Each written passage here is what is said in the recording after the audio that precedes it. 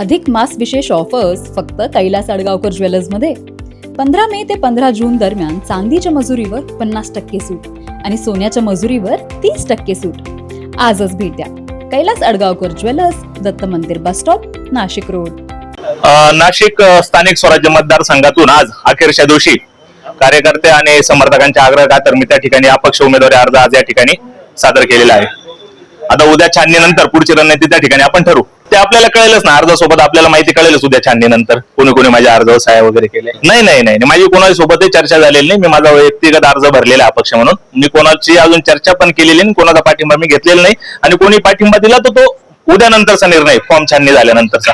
अर्ज दाखल केला त्यांनी महायुतीकडून त्या ठिकाणी अर्ज दाखल केलेला होता शनिवारी, पण महायुतीमध्ये जागा शिंदे गटाला सुटल्यामुळे त्यांचा काय निर्णय आहे तो अजून मला त्या ठिकाणी कळालेला नाही. पण मी आज माझ्या समर्थकांच्या आग्रहाखातर त्या ठिकाणी हा अर्ज, उमेदवारी अर्ज आज या ठिकाणी सादर केलेला आहे.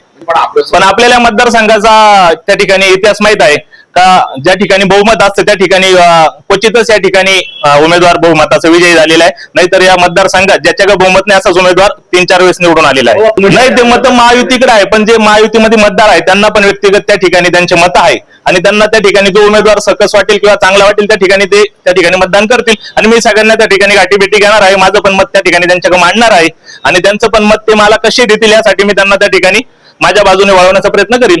लोकशाहीमध्ये तो आपला अधिकार आहे. NCV न्यूज साठी रोहन धनी, नाशिक.